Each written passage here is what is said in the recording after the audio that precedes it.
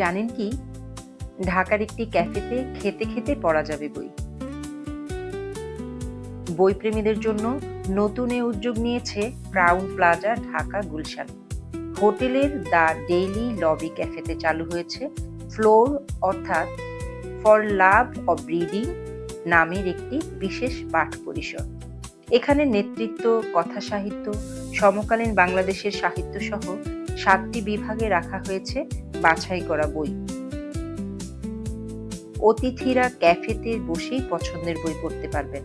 আর কোন বই দিয়ে শুরু করবেন তা নিয়ে দ্বিধা থাকলে প্রতিদিনের বুক পিক অব দ্য ডে থেকেও বেছে নেওয়া যাবে একটি নির্বাচিত বই। তবে ফ্লোর শুধু বই পড়ার জায়গা নয়, ব্যস্ত জীবনের মাঝে মানুষকে কিছুটা থামার, নিজেকে সময় দেওয়ার এবং নতুন ভাবনার সঙ্গে পরিচিত হওয়ার একটি সুযোগ তৈরি করাই এর লক্ষ্য।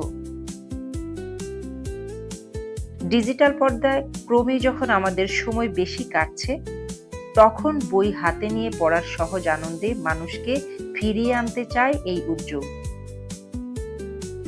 বইয়ের সঙ্গে, কথোপকথনের সঙ্গে কিংবা নিজের সঙ্গেই তৈরি হোক নতুন এক সংযোগ, এটাই ফ্লোরের প্রত্যাশা। কারণ বইয়ের পাতায় সংরক্ষিত রয়েছে আমাদের ইতিহাস, জ্ঞান ও মানব অভিজ্ঞতার বিশাল ভাণ্ডার।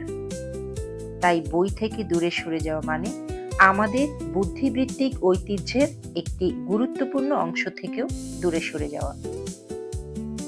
গুলশান 2 গোল চত্বরের পশ্চিম পাশে ক্রাউন প্লাজা ঢাকা গুলশানে প্রতিদিনই খোলা থাকছে ফ্লোর। সময় করে ঘুরে আসতে পারেন আপনিও।